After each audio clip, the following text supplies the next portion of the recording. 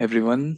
Today we have Rishita Dash from Aerospace Department of ISC, and she's going to talk about the small scale or characterization of small scales in turbulence. And without any further delays, I'll hand it over to you, Rishita. Can everyone hear me okay? It's connected, right? Okay, all right.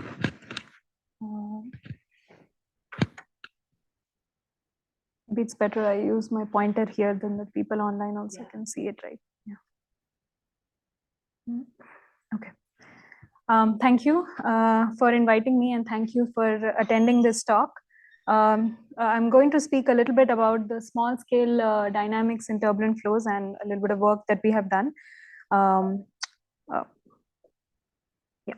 So let me begin with a little bit about turbulence itself. So as we know, if a flow is fast enough such that it can overcome the damping effect of viscosity, then any perturbation that we introduce into the flow will grow and it will spread, leading to turbulence. And this results in this sort of a irregular fluctuations kind of flow as opposed to a smooth laminar flow. Right? And this property of being fast enough as compared to the damping effect of viscosity is what we measure by the Reynolds number quantity, right? The non-dimensional number. And turbulence is obviously not an exception, but rather it's the common reality all around us. If we look at something as simple as mixing of milk in a coffee, which is quite a small scale flow, to something as large scale as astrophysical jets, we have turbulence there. We have turbulence in engineering applications, from Navy to Marines to biological applications, in dispersion of aerosols and smoke. We have turbulence practically everywhere where we see fluids. So it's naturally very important to study turbulence, but there are certain difficulties in turbulence. Specifically, it's highly nonlinear.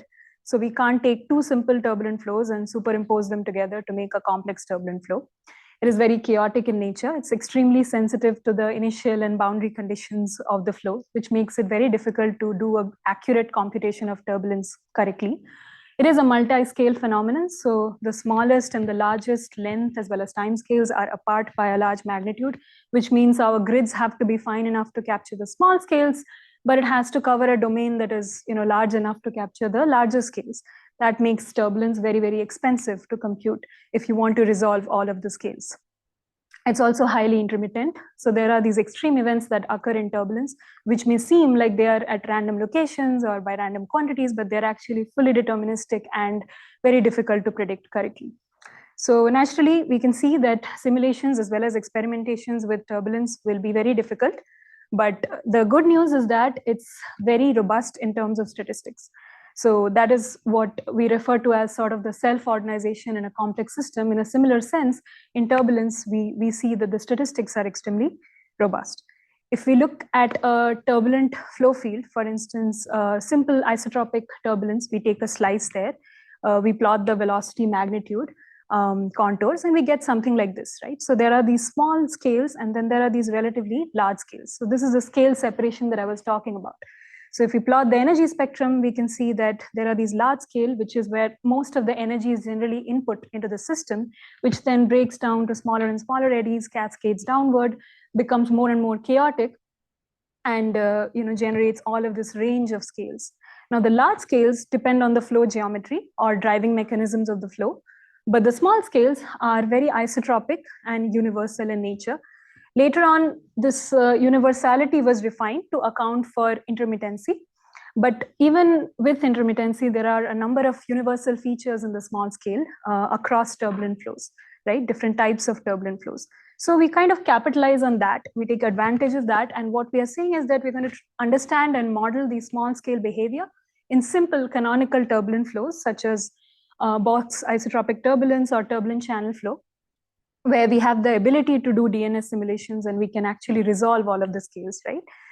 And then whatever we learn from it, whatever we model, we can apply to more complex turbulent flows. So that is the overall idea. So to study these small scales, we look at the quantity velocity gradient tensor, AIJ, which is effectively dui dxj, or the spatial gradient of velocity. And it represents the small scale behavior of turbulence. Why I say so is because if you look at the Fourier transform of velocity gradients, it's clear that it has this, the wave vector multiplied with it.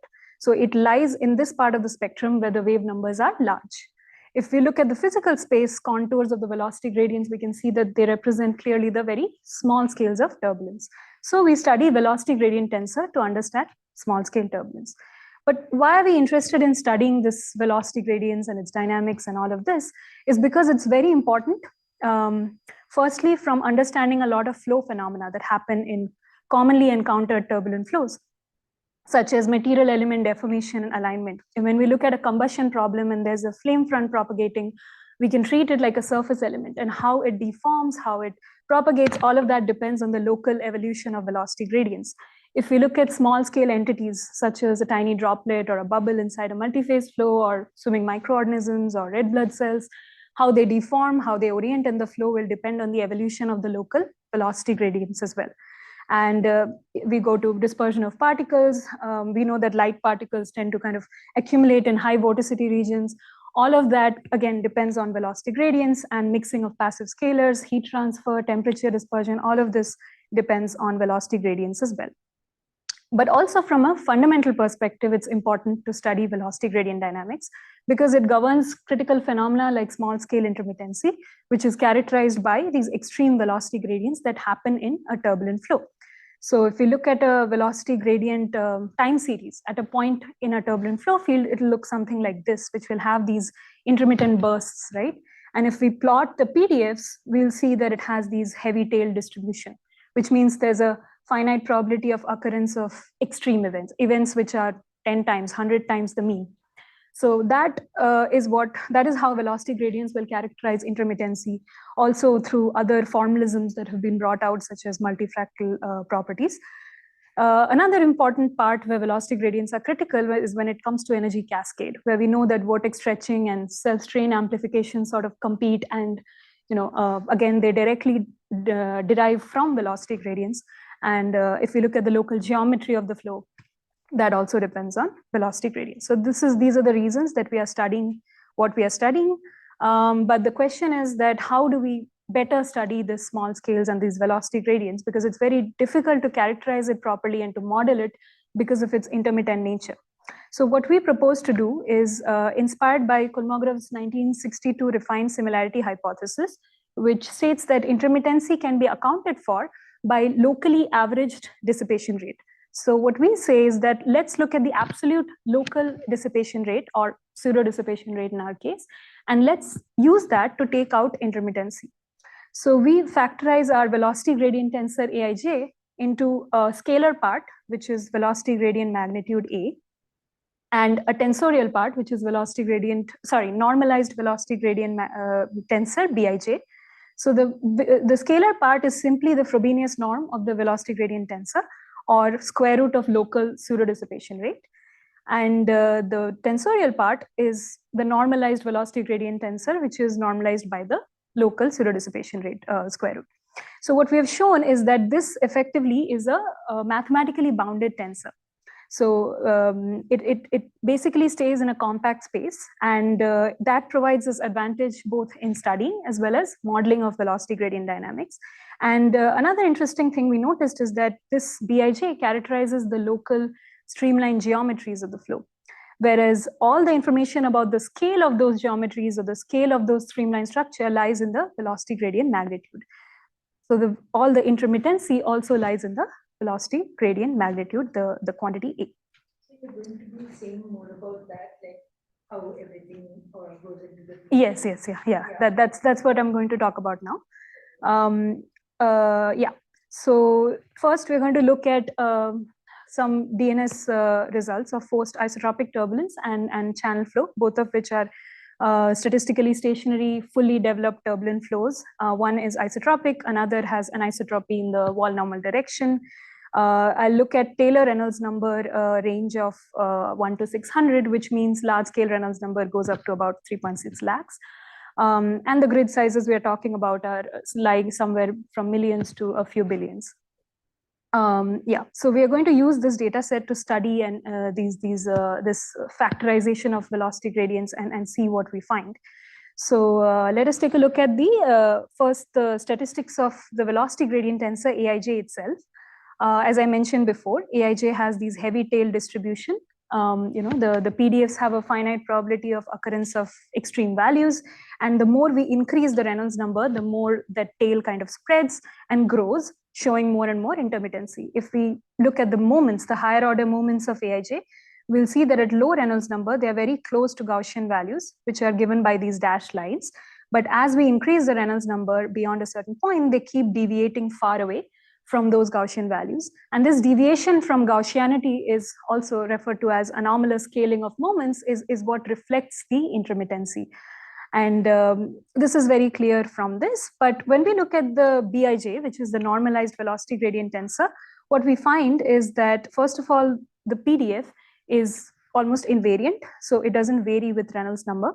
And if we look at the moments also, we can see that they are all below the Gaussian values, sub-Gaussian, as well as they are invariant with Reynolds number. So clearly, Bij is something which is showing a lot of these universality, and it's bounded, and it's quite invariant across Reynolds number.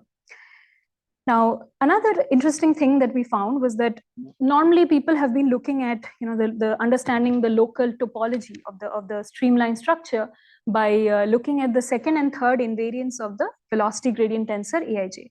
The first invariant is 0 because it is incompressible flow. So AII will be 0. But the second and third invariants has this property that if you split the plane into 4 parts, each part represents a particular type of topology of the local streamline structure. And while topology gives us a good sense of how these structures are connected, it doesn't exactly or uniquely defines the shape. What we find is when we look into the small QR plane, which is effectively the second and third invariants of the Bij tensor, then that plane is first of all mathematically bounded again. So we know the exact boundaries of that plane. And within that plane, each point can be uniquely mapped to a particular shape or a particular structure, right? So not only it gives us information about the topology, same as the capital QR plane, we can actually show, for instance, the topmost point in the plane is pure rotational motion. The bottommost line over here will represent pure normal straining sort of local motion. If you look at the left boundary over here, it's the situation when you have this sort of a stable focus stretching topology, but the vorticity is aligned with the extensional strain rate direction. And the more you move towards the right, from left to right, you will see that the vorticity tends to align with the compressional direction of strain rate. So these kind of unique geometric properties appear when we look at the velocity gradient invariant space, normalized velocity gradient invariant space QR, and we are able to identify these geometric shapes uniquely. So the difference between B and A is just that you divided by some capital A, right? Exactly, yes. Why did that change the picture, or why did that tell you more? So we divide the Bij itself is Bij is Aij divided by capital A. But the capital A is the local magnitude. So it's a Frobenius norm of the tensor itself. So because of that, the properties change such that mathematically you can show that Bij is bounded. So it can be shown just by math. You can show that because of the tensorial property itself, it can be shown that Bij is bounded between some number to some number. Similarly, QR also, because they are invariants of, we can also find analytically the mathematical bounds of them and therefore get this plane. So this becomes a compact space, whereas this capital QR can go on till wherever, depending on the Reynolds number. Okay, so the basic benefit is that to make it compact. Compact. There's some further information that you cannot get when you not normalize it. Yes, so what we find is that from this, only information you can get is the topology. So each point in this plane can represent few different geometric structures. Like when we talk about a point here, we don't know if vorticity and strain rate, how they are aligned. But there, if you take a point, it has a unique vorticity strain alignment. So it gives us much more information about the shape simply because of the normalization. Because we are normalizing the magnitude out, what we are left with is information about the shape, about the structure of the flow. So that's why we are able to find these unique points. For example, the origin is pure shear, right? Whereas the origin here can actually represent just a dissipated point where there's no velocity gradients at all, because the magnitude is present in it, right? But there, the origin is always pure shear. It can be a large velocity gradient magnitude also. But because we have factored it out, we can just focus on the shape. Yeah. Yes. How So that's the next slide I'm gonna show. So here, this is basically, we know that capital QR space, if you look at the, the probability distribution from any turbulent flow, you'll see that classic teardrop shape. So when we normalize the plane and we look at small QR, we get these sort of contours where we have a high probability along the discriminant line. And as we move away from that line, the probability reduces. And as you can see, I've plotted here 4 different Reynolds numbers of isotropic turbulent, forced isotropic turbulence, and they are exactly on top of each other at high enough Reynolds numbers. If we go to low Reynolds numbers, less than 200, then the PDFs will vary because turbulence is not fully developed. Again, if we look at channel... These are going to be so identical. So what happens to increased intermittency when you make R lambda very big? So even if you make... not in the PDFs. Or something? Not in the PDFs. It's identical because it's small q by small r. Small q by small r, because the magnitude is factored out. Okay. So it's sort of, we have removed all of the intermittency, so to say. So what is remaining is mainly the structural information. So how the flow structures look like. So if we look at channel flow also for different R lambda, again, we see that the behavior is very close. We see some variation, which is probably because of statistical variations. And when we compare isotropic turbulence and channel flow for 2 Reynolds numbers which are close enough, again, we see that the joint periods are almost on top of each other. So this shows that the small QR plane is able to show universality not only across 2 different turbulent flows, but also across Reynolds numbers. And this also reflects the universality of small scale geometry separated from the intermittency. You have a picture of big Q and big R in the same situation? Not in the slides, but I can maybe show you in the papers. Yeah. Okay. So if we do include the magnitude, it looks somewhat thinner along the tail, and it is a bit more spread out. But if you look at different Reynolds numbers, they'll keep growing a bit. So it's not if you compare the identical contour levels, they'll be close, they'll not be very far apart. But the plane itself, because of those intermittent points, right, there'll be some points far away. So what will happen is the overall plane is not compact. And you won't see this kind of exact overlap with the capital QR. You'll see some variations because of that magnitude effect. But the shape is a little bit different, and they are not an exact overlap.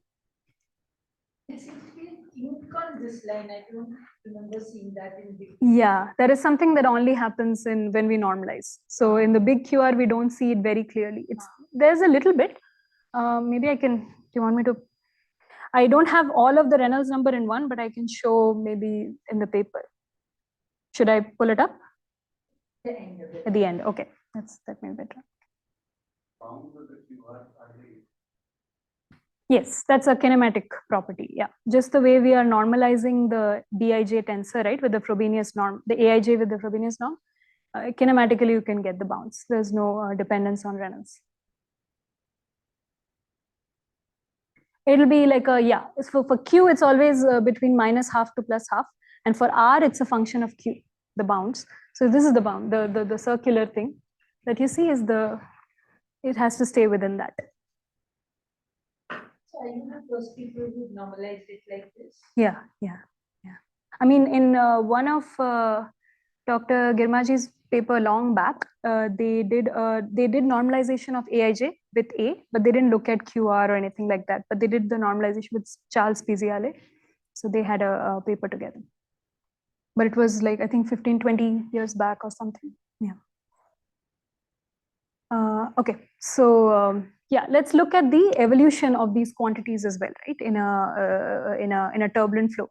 So if we derive from Navier-Stokes equation, the equations for the velocity gradient tensor, it looks something like this. It has some nonlinear terms, which includes inertial effects and isotropic pressure effects. As you can see, they are function of Aij itself.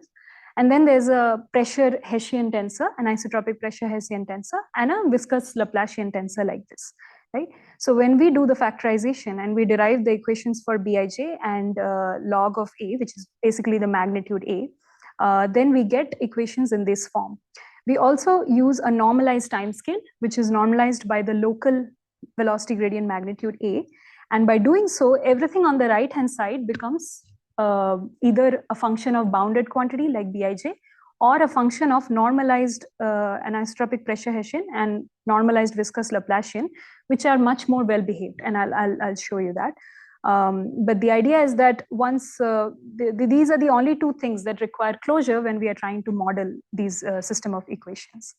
You are choosing a different time scale at each point. At each point, yes. So if we take a local time scale, which is not the same as our physical time, but it is normalized by the magnitude at that point. So let's say if there's a if there's a point in the flow which is very high, very intermittent, like very intense velocity gradients, right? So there the time will be slower, and where it is low, the time will be faster, so to say. What I don't understand is that then like these are coming from partial differential equations, right? Right. Yeah. So why do the spatial derivatives not get affected by this new normalization? They do. The spatial derivatives are inside of this, right? Bij has Aij inside of it. So like, if I want to integrate out in space, I'll have to reconvert it every time in principle. If you integrate in space, convert to real variables. So like suppose I want the spatial derivative of b. The b here is normalized by a different number, the b next to it is normalized by a different number. So we don't have spatial derivatives of b in this equation. We don't have. We have spatial derivatives of a, which is this one, spatial derivative of a here. So we have spatial derivative of a normalized by the local a squared, right? So Tij normalized by the local a squared, but we don't have spatial derivatives of Bij itself.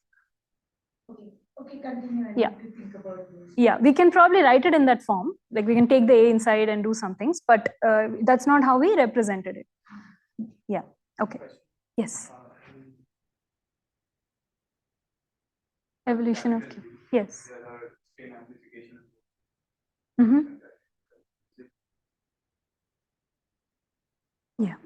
Yeah. Same thing will happen. So from small b again, you can get the small s. Let's say it's the normalized strain rate, and then similarly you can get the normalized vorticity tensor or rotation rate tensor. And again, you'll have those terms. It appears very similar. There'll be some extra terms because of the normalization, right? So there'll be some extra terms there, also dependent on strain and vorticity, but we can see that kind of feature there also.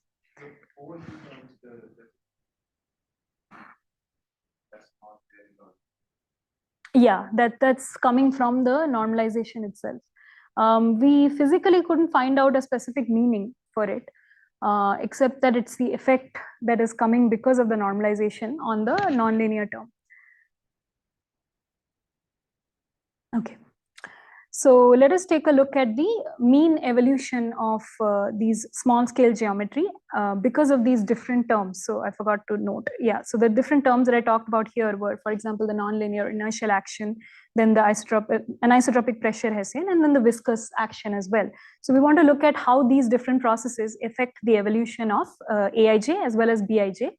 But because we can't visualize Aij and a Bij as a tensor, we are going to project it onto their invariant space, QRs, and we are going to see how these processes affect them. For inertial action, what we find, and this has been done in shown and discussed in literature across different types of flows as well, is that in capital QR plane, it just takes all geometries from left to right, inertial action. And yeah, it's basically the left, if I may remind you, the left side is where vorticity is aligned with the extensional, and then it goes towards the compressional strain rate. The similar behavior is observed in the small QR plane as well. Note that these are all mean trajectories. So the mean evolution of these quantities in a turbulent flow field is what we are visualizing here. So if we look at the pressure action, on the other hand, it opposes the inertial action and takes everything from right to left, right? And similar behavior is observed in small QR plane as well, except that there's this part in the middle where pressure action seems to be supporting the direction of inertial action and not opposing it. So this is something that is a little bit different in the small QR plane. And what we also noticed is that these small QR evolution is also universal across turbulent flows as well as Reynolds number, and you can see that in our papers, the plots. The color is the magnitude of so how fast those streamlines are moving, for example, mean trajectories. So what the interesting thing happens is when we add the pressure inertial action, what we find is that with the capital QR plane, we don't see much. It's not very conclusive. It seems to just come out from the origin and go everywhere. But if we look at the small QR plane, what we show is that it's kind of taking all geometries towards the origin. And origin is the point which represents pure shear, right? Purely shearing motion. So if you think about homogeneous shear, that is where our pressure gradients will be all zero. So why do you say it's taking you to the origin? Because all trajectories are going towards the origin, right? So it's sort of like a universal attractor of the. Sorry, they're a little bit small. So basically, they're spiraling. The complete all geometries are spiraling towards that origin. The arrows are all pointing towards inward. Yeah, so it's an inward spiral, which means that it's like a global attractor of the system. How do you get these arrows? Okay. You compute them? So I compute them by doing this. So it's a conditional average of dq dt prime and dr dt prime conditioned on QR value in a turbulent flow field. So we can calculate these evolution of Q and evolution of R terms, right? So let's say I sum the pressure and inertial term, and then I conditional average it on the QR value or a QR bin, and that becomes my vector in that point. Like that, we tie up all the vectors together to get trajectories. So it's the mean. These are not real trajectories. So if you look, we looked at real trajectories as well. Obviously, it's turbulent stochastic system, so you will see them going everywhere. But in a mean sense, if you average over them, this is the thing you will get. I mean, this is not even the trajectory ka mean, right? This is not all the real trajectories and take a mean. I'm not going to get this. Right. No. Well, if in that case, you'll probably get like 0 or something. Like it will not come out to be conclusive. Yeah. But if you take, this is more the mean of the velocity field, the mean velocity field that's happening inside of the QR plane. So I'm trying to understand, like, in what sense are they all going towards a shear? Yeah. So, I mean, how we, at least I imagine it is basically at any point locally, it's the tendency is to drive it towards shear, but obviously it will not actually go to shear, right? Because it will be integrated, it will change, it will vary as the trajectory goes. So it may go to some other regime. So in reality, it may not happen by trajectory, but in an average sense, it's trying to do that. But it's very difficult to visualize that. I agree with you. Have you looked at residence times on each part of this plot? Yes. It's there in our paper. I can show you. We looked at the residence times also. Yeah. So I have a question. Yeah. So as I understand, you pick the point on the bird plane, you identify its velocity, and you calculate the chances of del Q, del D prime, del R, del D prime. That's how you got the arrow? No, it's not like that. So let's say you take a turbulent flow field, you calculate the dq, dt, dr, dt at each point in the flow field, in the spatial domain, right? Just by summing up those terms, pressure, inertial terms, right? So then you take conditional average of them. That means you calculate the QR value also of that point, and you find that, okay, if the QR value is, let's say 0.5, 0.2, then what is the dq, dt there? You sum over all of those dq/dt's for the same QR value. So that becomes your conditional average for that QR. Then again, you move to the next QR, same thing. So that's what is conditional averaging. So it's conditioned on the value of QR. So if QR is a certain value, then what is the most probable, or what is the average, the mean value of dq dt, dr dt? That's what it represents. But turbulent flow doesn't fill the entire places QR, right? Turbulent flow, it does actually. It does. It's not. It's never zero anywhere inside that bounds. There is, even if more or less it does. Maybe few bins will be there where there is no points, but the dispersion in the small QR plane is much more. The distribution in the capital QR plane, you'll see that all the trajectory, all the points in a turbulent flow will be along that discriminant line, and maybe less than 10% will be outside of that. This is a much more spread out because we have normalized the magnitude part. The structural thing is much more spread out. So it occupies, maybe I should have compared the small QR, capital QR plot here. And then you can see the values of the PDFs are very different. In the capital QR plane, the PDF values will go as 10 to the minus in orders of magnitude. Whereas in the small QR plane, the PDF values are like 0.1, 0.2, like that. So it's much more spread out. Yeah.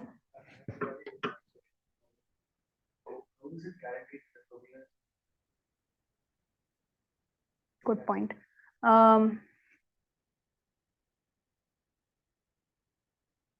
We don't see it for sure. Frobenius norm of the velocity gradients, that means that all the velocity gradients at any point will have to be zero, which doesn't happen in turbulence. Like you will have some velocity gradients in some of the other direction. Locally, seeing a part of the flow where there is no gradients will be almost impossible, right? Technically, a gradient will it's not like finite difference that you just look at the nearby points. In reality, a gradient is something that has effect, and it's never going to be that the gradients will be zero in a turbulent field. That will be in the limit of laminar flows, right? Where there'll be no spatial variation in any of the directions, which you won't see in a turbulent field. Howsoever small the number, you will still see some gradient, right? And we calculate gradients with the Fourier method. So we are actually considering all of the points. It's not like we're just doing a finite difference kind of gradient where we are just localizing the gradient. I would assume like when you put this, it is zero at one point. It won't be, that's what I'm saying, because of the way it is there. If you do locally, it cannot be zero. I don't think so. If you're calculating from Fourier transforms, at least, where you're accounting for all. Just think about it. The gradient is supposed to be the variation of velocity in a spatial direction. So if you go a little far, you will see some variation. And that will reflect in the gradient, howsoever small it may be.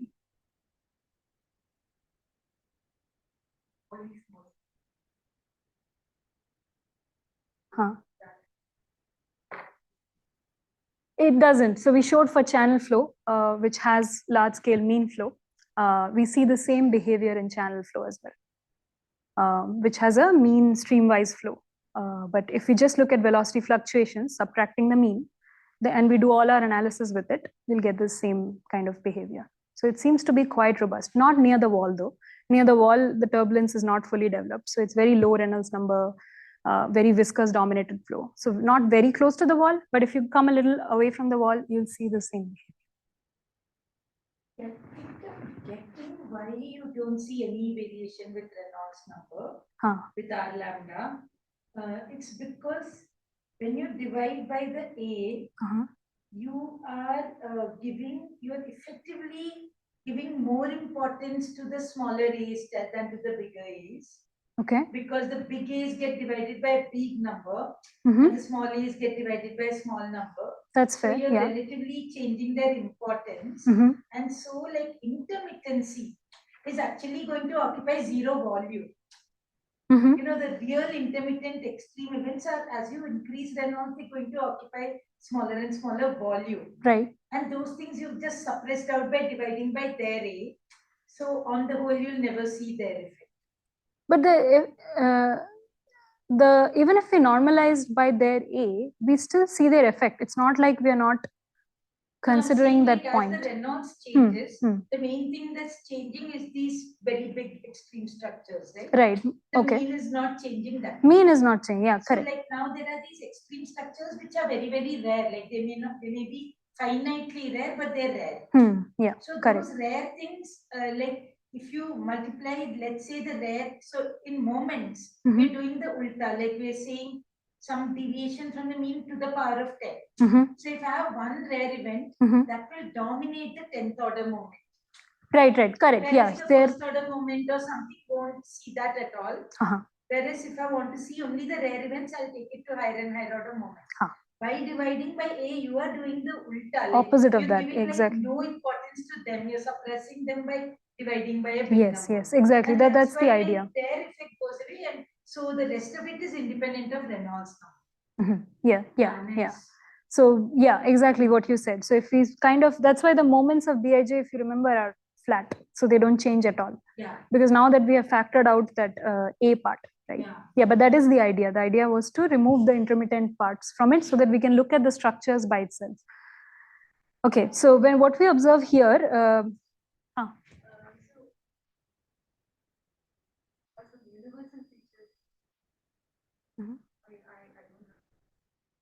Will that somehow be read in all of this? You are looking at trying to capture the universe. Yes. Yeah, I will show you some of the universal features of the intermittency also, which will come in the next part. Maybe, hopefully, I'll point it out then. Yeah. Okay. So what we see here is that everything is being driven towards the origin, which I was saying is representing pure shear. And pure shear is the point where our pressure gradients are almost zero. So what it's trying to show is pressure responds to inertial action in a manner that it drives everything to the point where pressure itself has to put in least effort. And this kind of agrees with what we see if we apply Gauss's principle of least constraint, because pressure is a constrained force in an incompressible flow. And it's basically trying to minimize the pressure force in a incompressible flow. That's indirectly a visualization of that. If you look at the viscous action also, if you look at capital QR, what is showing is just dissipating everything, right? Taking towards the origin.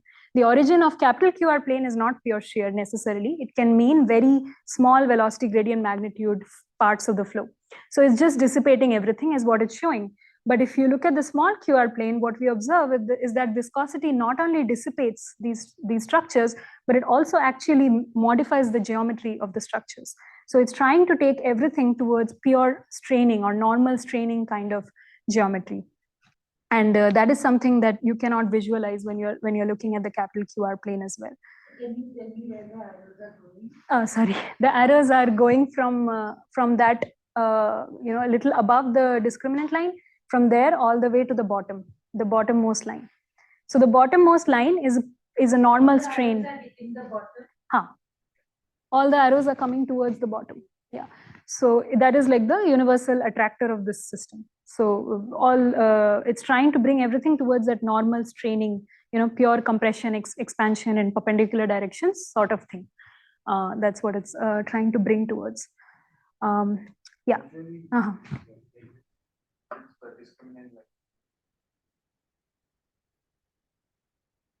Correct. But that is not true anymore. Not important. It is important. Like if you look at the this distribution, you'll see that in small QR also, the highest probability of occurrence is along the discriminant line only. So it's still important, but like I said, the dispersion is much more. So we see points of turbulence are more scattered in the small QR plane than in the capital QR plane, where it's much more accumulated near the discriminant line. So by that sense, it is less important, but it's still important. Capital QR, average Q and average R for isotropic turbulence. 0. Indicating that the net strain and same applies. Same for the Q1. Okay, yeah. And then now we are going to look at the velocity gradient magnitude. So this is the intermittent part, right? So we are looking at the log of that quantity, because we know that Aij, it has been known in literature that Aij or pseudo-dissipation rate is log normal in nature. So if we look at this quantity theta, which is the log of A, and we plot the mean and the variance as a function of Reynolds number. So this is what I was saying, that you will see sort of universality in the intermittency also, is because here we have only plotted isotropic turbulence, but if you plot channel, it'll lie on that same sort of scaling law. So if you look at the mean of the A, velocity gradient magnitude, it'll still scale up with velocity with Reynolds number. Again, the variances will also do the same thing. And if you go to higher order moments, you'll also see similar behavior. So the scaling laws we got were approximately close to that of Jung and Pope. And this clearly shows. No, these are from simulations done by Diego Donzes, Texas A&M, and some from Johns Hopkins datasets. Okay. And some, that's because all. Now the PKM has some very much bigger area. Yeah. Like 2000 or I don't know what, some very. I haven't analyzed that yet. Yeah, haven't downloaded it yet. But I've seen that. 1300 they've analyzed quite a lot. Yeah, I've seen. I think it's up on the Johns Hopkins website now, if I'm not wrong. At least 1100 or 1300. One of photos are given, no? Snapshots. Yes, yeah, correct. But in the paper of what's his name, Alain Pumir, they've analyzed it in great detail. Yeah. Dhawal and Buari, Dhawal and Alain. Yeah. So we haven't looked at that data set, but I'll show you some of my results from the model which we have, where we have done it for that kind of Reynolds number. Yeah, so we see these kind of behavior, and it's clear that the magnitude is intermittent. It grows with Reynolds number and has a clear Reynolds number dependence. But it's like very scattered, no? It's yeah. Because it's not enough data. Yeah, because we just had snapshots. So if we had a full simulation, we could average over multiple snapshots. It's not perfect because of that. So it's not perfect scaling law, but it's good for just understanding the trend overall. This is from Dr. Donzis and Yakot's paper. So this is not a plot I made. Yeah, but if we look at the dynamics of the velocity gradient magnitude now, so how do these pressure, inertial, viscous processes, and even forcing processes, large scale forcing has an effect on the evolution of these small scale magnitude. What we see is that here I've plotted again the conditional average of these quantities as a function of the theta, which is standard normalized. So what we observe is that there's sort of a balance between the inertial and viscous effects, and there is a balance between the pressure and forcing effects, particularly at higher theta values. So I'll just remind you that theta is log of the velocity gradient magnitude. And we also observe that the same behavior across channel and forced isotropic turbulence. So this again, you can see that even in the intermittency, there's some degree of universality. And yeah, so overall, that's what we are showing. And another interesting thing we noted is that large scale forcing, which is basically forced isotropic turbulence, is the random stochastic forcing. In a channel flow, it's the pressure gradient. So the forcing is different, but even they have a significant effect on the evolution of the small scale. So they are not negligible. In fact, we also show in small QR plane that forcing has a certain effect. I didn't put the results in the slides. So I mean that it's not zero. Like generally, a lot of people ignore when they do small scale turbulence analysis, they don't account for that forcing term in the Navier-Stokes equation at all. They say that the forcing term will not have a significant, because it's being large scale forced at the larger scales of turbulence, right? So they say that the effect on the small scale will not be that significant. But it is in fact quite significant, whether you look at the geometry or the magnitude. By forcing here, you mean the transport from another scale or what? Sort of, yeah. It's coming from the transport of that. So it'll be a ddxj of that forcing term in the Navier-Stokes equation. So ddxj of the body force term. So this is the real physical time. So this is just normalized. T star will be normalized by Kolmogorov timescale, and T prime is the local timescale. So in summary, what we have shown is that we have split the Aij into normalized and velocity gradient magnitude, and we have shown that Bij represents the streamline shape, whereas the magnitude represents the streamline scale. We have also shown that the Bij has a very nice universal behavior. Dynamics is also bounded and well behaved, whereas velocity gradient magnitude shows strong Reynolds number dependence, is intermittent. And through this framework, we are able to actually, separate small scale universality from intermittency, so to say. And we have also shown that the evolution of, in terms of the evolution of small scale turbulence, pressure is responding to inertial action such that it's trying to minimize the pressure gradient. We've shown that viscous action is trying to take everything towards the normal strain geometry, and that large scale forcing plays an important role as well in small scale dynamics. So now I'll talk a little bit about how we model these small scales, right? So how am I doing on time? Okay, so maybe I'll go a bit quickly. About time because we stopped with lots of questions. Okay. So yeah, we know that turbulent flows with a large enough scale separation has large scale, small scales. Large scale features are difficult to create a model for, which is generalizable, because large scale features will vary from one flow to another. But small scale features, as I mentioned before, has a lot of universal properties. So we can develop a generalizable model, but it still has Reynolds number dependence, right? So because of our framework, so we can now separately model the velocity gradient geometry, which is in our Bij, the normalized velocity gradient tensor, from the velocity gradient magnitude, which is the scalar quantity. And the advantage of modeling this way is that our 9-component tensorial quantity, which is the Bij, is nearly universal at high enough Reynolds number. So we can develop a generalizable model for this quantity, and only the scalar quantity is Reynolds number dependent and shows intermittency. So we have to capture that effect in that. So this is the, I showed this equation before, governing equation for AI. Yeah. Right. Then there will be interaction with. Yes, correct. How would you put that in this? So even in the isotropic turbulence, there is interaction between large scale and small scale. There is still a scale separation, and the large scale are being driven by some sort of random body force that we are introducing. And in channel flow also, we have that mean shear, which is brought because of the pressure gradient and all of that. So there is interaction present here as well. But even with the interaction, these are the results we are seeing effectively. And that large scale forcing, for example, is a representation of that large scale effect, right? And I showed that that also has a significant impact on how these small scales are evolving. It's not negligible and it's not random. You can have correlation with small scales. Right.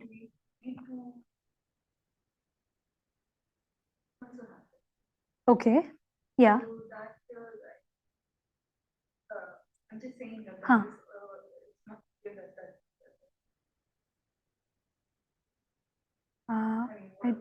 Maybe I am not following. So there are correlations between the small scales, which will Fluctuations. Hmm. Basically, correlation with Right. can lead to some group. Huh. Yeah, in general, like. Oh, you're talking about the effect of small scale on large scale, so to say, something like that. Well, in the simulation, those will be taken care of. But yeah, when we study velocity gradient tensor, it's largely talking about the small scale. So maybe it's kind of ignoring that. Like, I'm not sure how much it's even like how much of the inertial scale effects are there in the AIJ. When we look at AIJ itself, right, we are sort of focusing only on the small scale just by the way it's defined, because we're looking at velocity gradients. If we were looking at velocity increments, which people do to study the effect of inertial scales and those kind of things, then in velocity increments, we'll see the effects of small scale on the large scale, maybe. That'll be easier to study that way. But because we are studying velocity gradient tensor, we are somewhat restricted towards the small scale. We are seeing the effects on the small scale, rather than the effects of the small scale on the large scale. But to see that, maybe velocity increments is something we should look at. Yeah. So starting with the high values of AIG associated.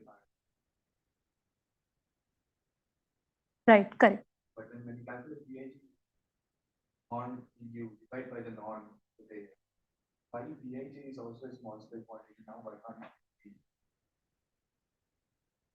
That's a good question, but okay. So when we calculate the AIJ, for example, we have that KJ UI, right? So, okay. So when we are doing KJ UI and then dividing it by the magnitude, we have the sum of all k squares, so to say. It will be like a property of maybe sum of all the products. Whereas, so we still have that, that property of what is the contribution of K1 U1 to all of it. So it's like a ratio of the contribution of K1 U1 to all of the contributions. You see? So we still have that information of that K1 U1 component. So it's not like it's not like the K's are getting cancelled, right? Is what I'm saying, or the U's are getting cancelled, right? So there's still that information about what is the value of K1 U1 divided by the sum of K1 U1 plus K2 U2 plus. You see what I'm saying? So that is what is captured in the BIJ, that ratio, the fact that what is the contribution of that.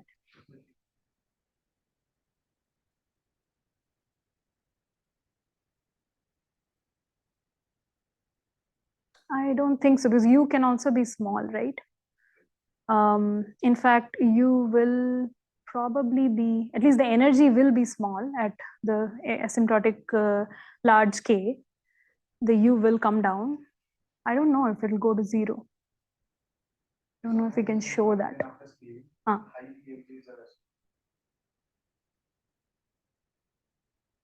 Yeah. All of it is about small scales only. It's just now Dij being low or high doesn't have the same meaning as Aij being low or high had. You know, the meaning has changed, but it's still about the small scales only. Yeah. Go back and ask about the previous thing. Yes. These viscous forces, you're saying it's taking you towards strain. Pure strain, yeah. Pure strain. Whereas I would say that the opposite should happen, because viscous forces hate strain and they don't do anything to pure rotation. Yeah. So like if there's pure rotation, then viscous forces do nothing. In fact, they cannot take pure rotation to anything. Whereas in yours, they all seem to be traveling from something close to rotation towards. Yeah, exactly. Yeah, I also don't know, but this is the same question we had when we saw it, that why is it taking everything to strain when it should be probably going towards rotation intuitively, thinking that, so you're saying that if viscosity was trying to help itself, like if it was trying to reduce its own effort, then it'll go towards rotation, right? Because rotation is where it'll have least work to do.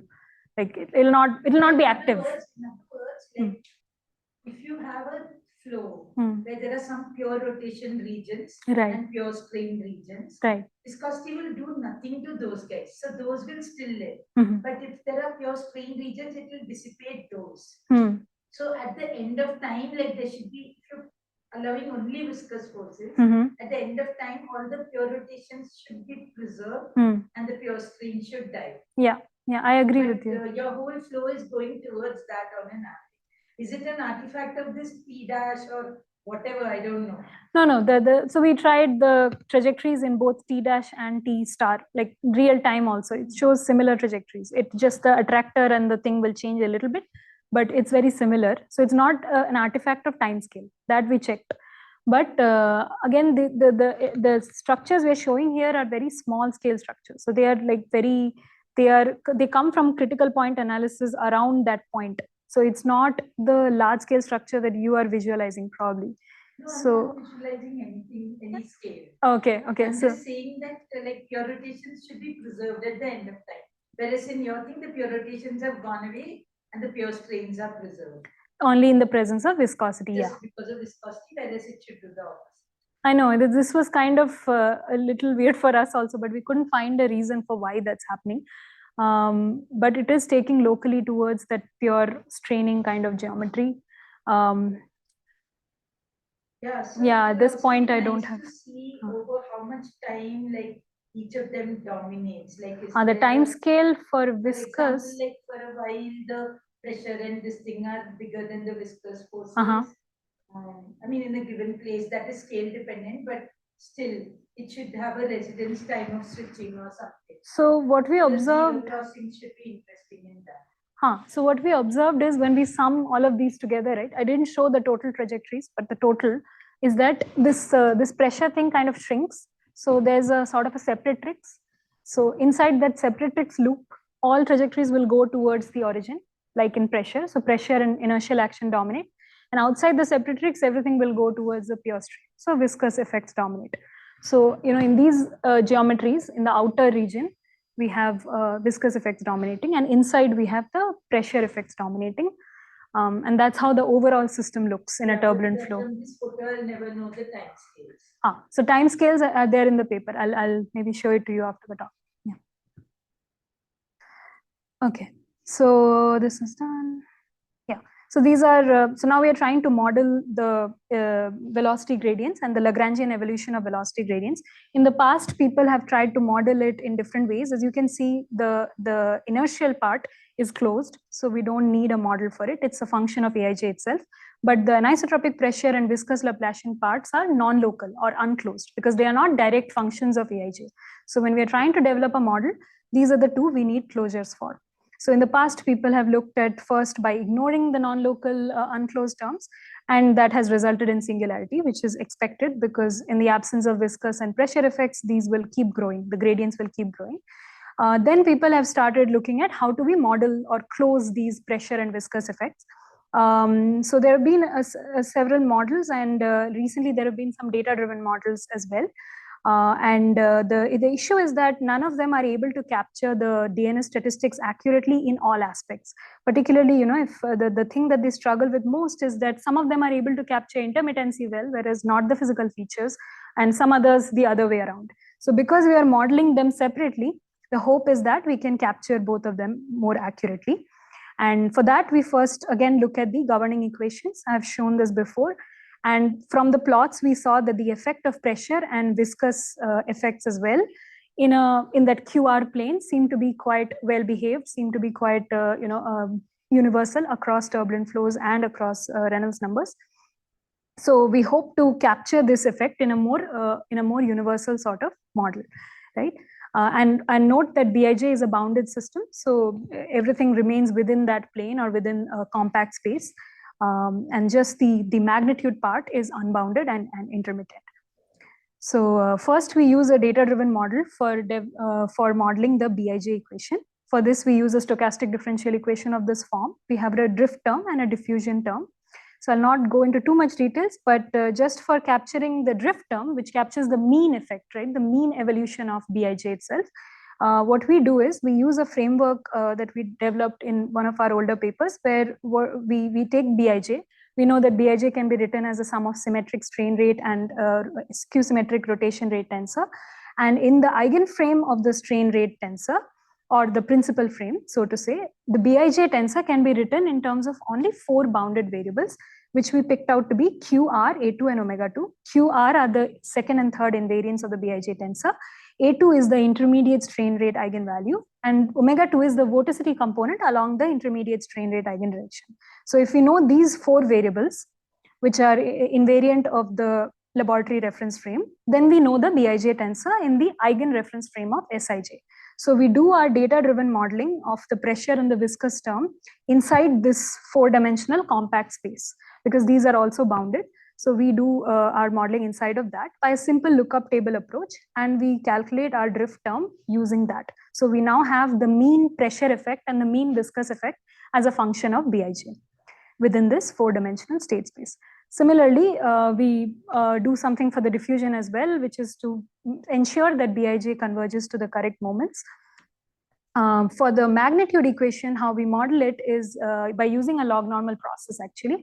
As I mentioned before, if we plot the logarithm of the magnitude or pseudo dissipation rate square root, and we put it on top of a normal distribution curve, we'll see that it's exactly on top of it. And if we plot the moments also, we'll see that at high Reynolds numbers, the moments of that log of A goes to Gaussian values. So it's clearly very close to log normal distribution at least. And it also shows exponential decay of autocorrelation.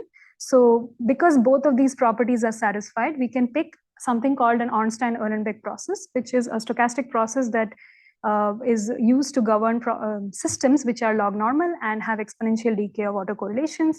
And we further modify this to account for some of the intermittency effects on top of log normality, because in multi-fractal formalism, people have shown that there's some deviation from log normality and things like that. So we have further. I remember for this as well. Yes, I'll show you. We have tried. It's showing quite a. Yes, go on. I just wanted to know what is special about that particular. Which area? I mean, the right side part about that particular one.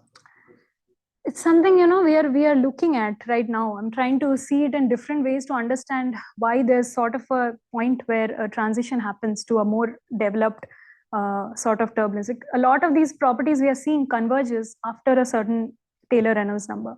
So we're trying to understand why that happens, because something similar to this is observed in the dissipative anomaly also, where we see that if you look at average dissipation rate, it will keep decreasing with the Reynolds number. Sorry, normalized by the large scale quantities like velocity and length scale. It will keep decreasing and then it saturates, right? So there's a Reynolds number where that happens. So we're feeling this has something to do with that. So I'm trying to think about why this is happening, but it's not still clear. Like only an lambda 30 years. So that number keeps changing sometimes. For some things we see around 30, for sometimes we see this around 100. So these are the 2 places where we have seen, but maybe there are 2 competing effects which are causing that. I don't know. I'll show you a later plot maybe where we have Shouldn't the small scale velocity gradient statistics be non-Gaussian? Small scale velocity gradient statistics. They should be non-Gaussian, right? Right. They are non-Gaussian. This is the log of the quantity. So it's a itself is non-Gaussian. It has that distribution like this. So it's very not Gaussian. But when you take log of that, it looks Gaussian. So it's a log normal process. It's called a log normal process. It's very close to a log normal distribution. So it is Gaussian only if you take log of that, not itself. You see? Yeah. Yes,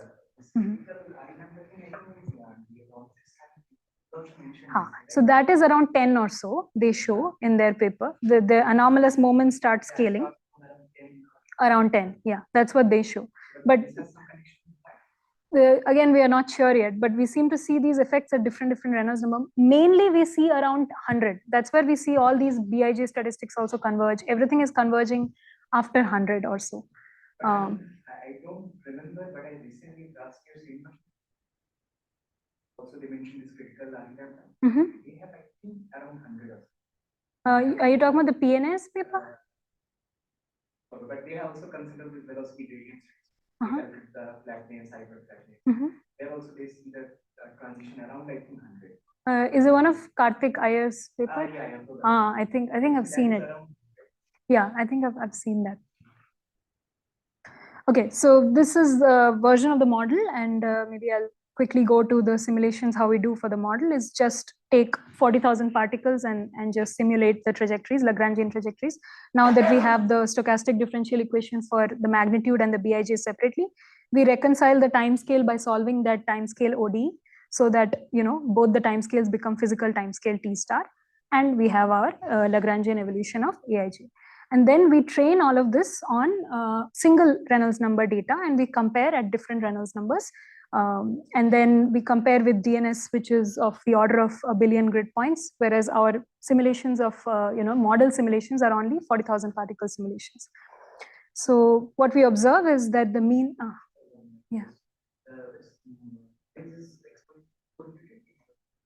So not the noise, the noise are uncorrelated noise. They're uncorrelated. So they come from Gaussian uncorrelated noise. So then if you look at the mean of the mean and the standard deviation of the velocity gradient magnitude, we start from a random field. So it's away from the value we expect from DNS. Gradually in time, we converge to the DNS values. I'll not go into the details of the three models, but the model 3 overall performs best. If you look at the QR joint PDF, it starts with a random field. So it has that symmetric Gaussian distribution. And the more it evolves in time, it will start developing that teardrop-like shape and show more and more values along the discriminant line, accumulate along the discriminant line. And if we compare with DNS directly, the joint PDFs, we can see that again the comparison is very good, and we are able to capture that sort of that kink-like behavior that you were talking about as well.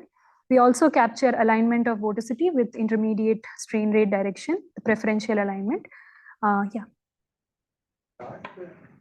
You start forcing, or is it already fully developed? So what I do is I just simulate these particles using those stochastic differential equation that we modeled. And the model stochastic differential equation has that noise term, right? So which captures the effect of forcing. So we didn't develop a closure for large scale forcing. We only developed closures for pressure and viscous terms and added it. But the large scale forcing effect comes in through the stochastic noise. What I don't understand is if you're starting to force, if you're starting to force, then A can be 0, right? Because when I was asking about A being 0 or not 0, in a fully turbulent system, like we can expect that A may not be ever 0. Okay. But if you start forcing from some initial state, then you can expect A to be 0, right? We don't pick a laminar initial state. We pick a random velocity field which satisfies a certain initial spectrum, and from that we pick. Just like how we start turbulence decaying simulations, right? You'll take a random field, you fit some spectrum like with some 4 or 5 wave numbers. That's how we start this also. We pick points from that and start the Lagrangian simulations. That's it. Yeah. So it's not 0 anywhere. Yeah. But yeah, it'll be interesting to check if we can start from a laminar field. Then the Aij initially will be 0. So I don't know what will happen there. It'll be interesting to check that. Yeah. After a few times, as soon as you put some perturbation in, so this will not hold as in the case of 0 perturbations. But if you have some perturbations also, maybe we'll see that it'll converge to hopefully DNS in longer time. Models, as I understand, you're modeling the BI and the A separately. Huh. How the evolving particles don't require a U? Yeah. So this is a Lagrangian model. So that's why we are, if we had U, then we didn't need to develop closures for pressure and viscous, right? Because we could just calculate pressure and viscous term. So why we develop closures for pressure and viscous is because we are just modeling the evolution of Aij. So this is, for example, imagine if you have a simulation of some sort of flow and there are some particles in it, right? So you can apply this model just to the particles. You don't need to know, you just need to know the initial Aij, and you can say at least, so it's a statistical model. It's not like it will give you the exact deterministic path of the particle, but in a statistical sense, it will tell you what all the particles are on average doing in a DNS simulation. So you just need to know the initial Aij. That's all you need to know for the model to run. You don't need to know the velocity field initially, you don't need to know the velocity field later or Aij later. You just need to know the initial Aij and you propagate it using the model. It is independent of the velocity field.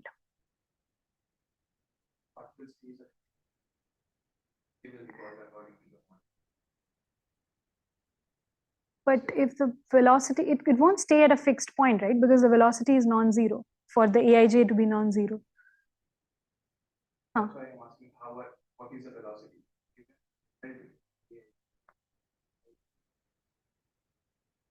That is what I'm saying you cannot do. You cannot get the velocity from this is the Lagrangian velocity gradient model.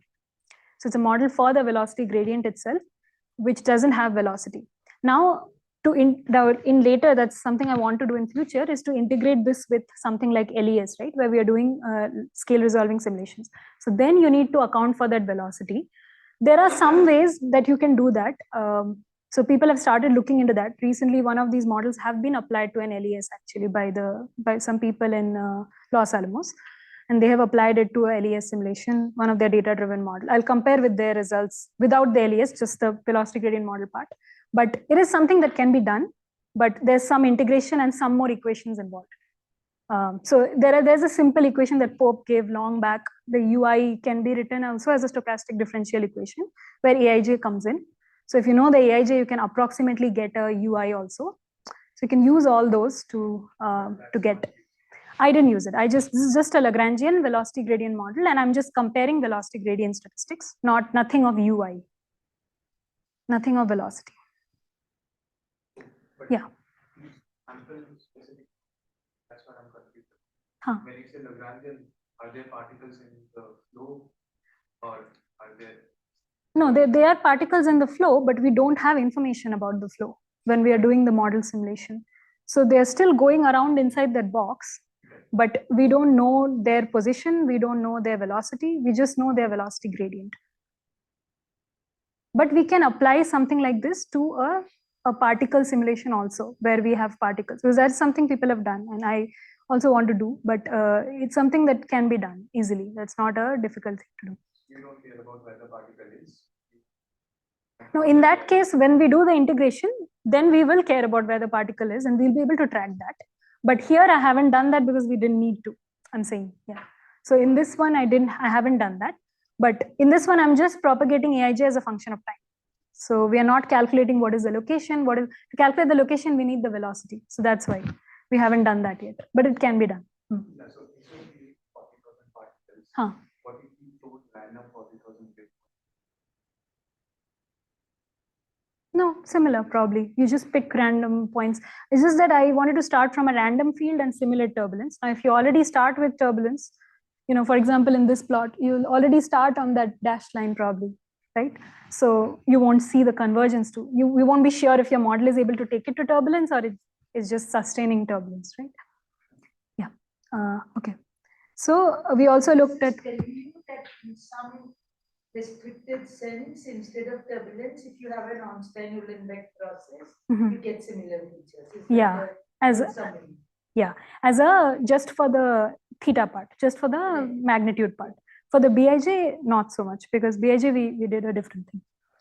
So for velocity gradient PDFs and velocity gradient magnitude, entropy, we see relatively good results with DNS. Here you can see that we have done a comparison with the recent definition of Gaussian field model by Johnson and Menevu, and also the PIML model. This is the model I was talking to you about, the one that is being used to integrate with LES by Tian Levesque and Shortkoff. So they have a physics-informed machine learning model.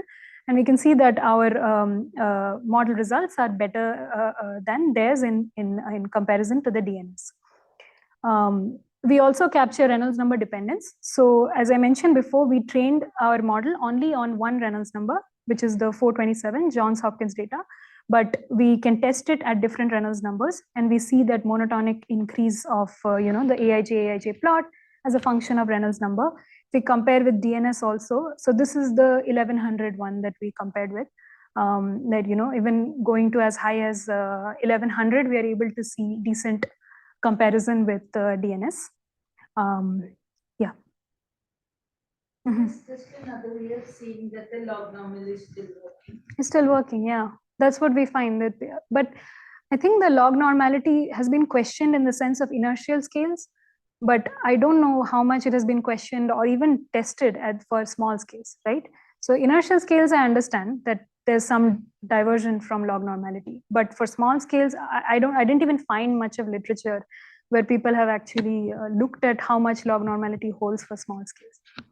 So, but it looks like it holds quite well for us at least, right? Yeah. So in that sense, did I need this model? Like I could just look at the data and see if it's log normal or not. No, so yeah, that it is. Log normal, then like I learn it one thing. I don't need to learn it any other. All it's telling me is that it's log normal. Am I missing something? No. Okay. So for the model simulation, I forgot to put in that part. We need two parameters which are Reynolds number dependent. In the beginning, I showed the plot of mean and the variance. So because it's a log normal process, we just need mean and variance, two quantities. So if we have those two as a function of Reynolds number, we can get the model running. So we need that information, which is Reynolds number dependent. And for that, we use the scaling laws. So for example, this 1100 case, right? We didn't have the data for that. So we just extrapolated that scaling law, picked the corresponding mean theta and sigma theta, variance and mean, and we put that into the model and ran our simulations. So the scale, this one is purely from scaling law based numbers. And it still seems to work quite closely. There's a little bit of difference, but it's relatively small. So in conclusion, we have shown that separating geometry from magnitude, we are able to develop new physical understanding of small scale processes, and we are able to develop a generalizable physics informed model, which accurately reproduces the small scale statistics comparable to DNS. So I don't know if I have more time there's another part of my talk, which I want to speak about, but I don't know if there's time, so I'll skip it. Yeah. Maybe I can just give a little bit of a brief thing. So this is another part that we have looked at, and it's quite interesting, and I hope we can do some things in this regard in the future together. So, classically, the field has been decomposed into the strain rate and vorticity tensor. And, we generally associate strain rate with deformation. So there is some normal strain and shear, and vorticity with the rotation of the fluid element, because it's called rotation rate tensor as well. But in reality, vorticity includes a part of the information about the deformation as well. That is the shear part. In fact, in 1990s, a lot of studies were having difficulty with the fact that vorticity is not able to distinguish between the swirling regions of the flow, the rotational regions, and the shear layers of the flow, right? So what we instead should be looking at is something like a triple decomposition, wherein we decompose the velocity gradient into a normal strain part, a shear part, a pure shear part, and a solid or rigid body rotation part. And then the symmetric part of the shear matrix together with the normal strain rate will give you back your strain rate tensor. An anti-symmetric part with the rigid body rotation will give you back your vorticity tensor. So with this, I'll skip the method of how we do that. But what we observed. Decomposition in a very old and obscure paper. Kolar, yeah. So that's the first person who tried to do this decomposition. The method we have is a little bit different from theirs, and it's a bit faster also to do that. But what we observed is, on average, shear is very high in a turbulent flow field, compared to all the other components. We know that in an isotropic turbulence, strain rate and vorticity are 50-50% always on average. But in terms of this triple decomposition, we could see some differences, and shear seems to be the dominating component. And also in terms of intermittency, we saw that shear is there's some sort of relevance between shear and these extreme events. Whether we look at conditional averages over there, where we see that at high magnitude or high A square regions, shear kind of picks up, or we look at the PDFs where we have the fattest tail distribution from shear as well. So there seems to be some sort of very strong correlation between the shear and intermittency happening, and we use this to explain why Laplacian of pressure is not as intermittent as, for example, velocity gradients, even though it's a function of entropy and dissipation. Yeah, I'll just stop here. Maybe I'll say a little bit about our research group at ISC and what we are doing right now. So my lab's called Turbulence Physics and Computations Research Lab, and we are looking at currently at these turbulent flows, so isotropic turbulence, channel flow, turbulent boundary layer, and also some shock boundary layer interactions.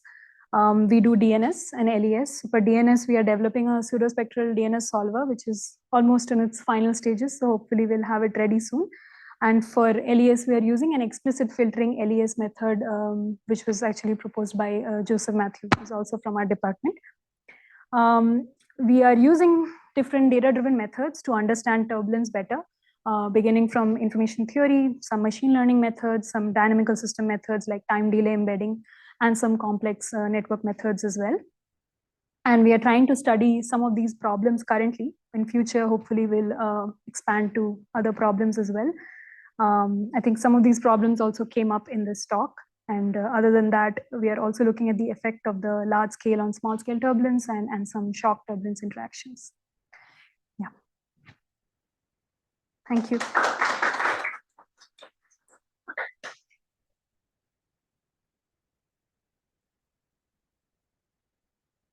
Anybody has any more questions?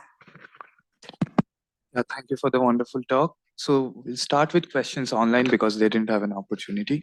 Are there any questions from online participants? Please speak up. If not, we'll take questions offline if there are any.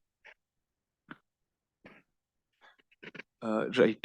So if I had a question, which was if we do a Gaussian filtering on the net DNS, we'll have a large scale and a small scale component. And then if we do the similar normalization of only the small scale component, will we miss out on some BIJs? Like, what I wanted to ask is how much of these large scale BIJs or large scale flow is present in the little QR plane, or where they are present? Is there a specific region they are concentrated? We haven't looked at it, but because we just the way the BIJ is defined, much of it comes from the small scale. But if we do that filtering and we actually separate out the small scale from the large scale, such that there is no effect of the large scale at all visible, I don't know how BIJ will change. It's something to look at. I remember people have looked at this. I don't remember which paper, but somewhere they have looked at the capital QR plot with a filtering sense, maybe one of Charles Menevou's paper or someone's paper. I do remember seeing some differences. It's not like it doesn't have differences when you filter out. So it's not, although it's essentially small scale thing, there may be some effect of filtering, which we may see in BIJ also, but it's very interesting. Something we should look at, whether by filtering, we get a similar thing or it changes a little bit. Yeah, I'm asking because my understanding of LES is that they try to parameterize the small scale behavior using large scale quantities. And in that cases, most of the time they test by filtering out a existing DNS into small and large scale and then testing there. Correct, yeah. So that's why I asked the question. Yeah. Thank you. It's all going towards the shear, right? In that, I'd like to see the residence times on those. Yeah, maybe I can show that now.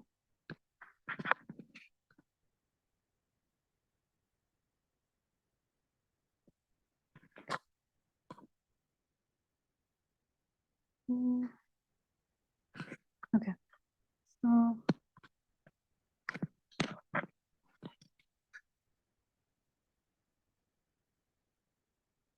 not in this one. I'm trying to find which paper we had it in. I think okay, this one.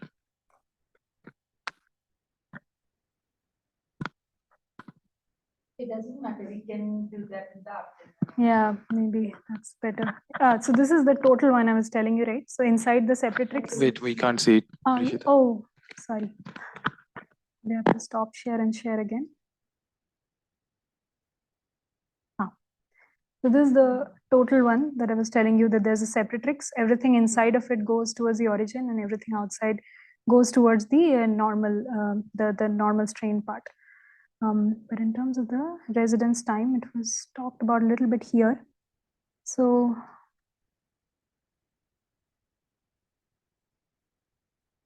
this is as a function of time. As you can see, a trajectory which is, for example, starting inward inside the separatrix is going towards the origin in about, so let's say, 8 units of time. In that same time, but this one converges a bit faster. So the viscous effects are, for example, dominating here outside. So you can see that the magenta line over here, it converges in about 2 or 3 time units, right? Starting from here. So are you saying that this is a pure separatrix? Like there's no crossing of it? There is crossing in it inside a turbulence. Like if you take one trajectory and just follow it in a turbulent flow field, there'll be crossing. There'll be crossing, yeah. But in a mean sense, there is no crossing. So this is again mean, yeah. But it's worth thinking about. Yeah, it'll be, so much of the data I worked with were Eulerian, like snapshot data. So it'll be interesting to look at it more in a Lagrangian sense to see, what actually is happening with the particles. We did do some with the Johns Hopkins data, but not a whole lot. Yeah. I think you have a call, right? Yeah, Dissertation. Questions, I just wanted to tell one thing, like I'm going through a defense right now. So 12 to 1, would somebody like to speak to Rishika? And at 1, I'll go for lunch. I'll go for lunch.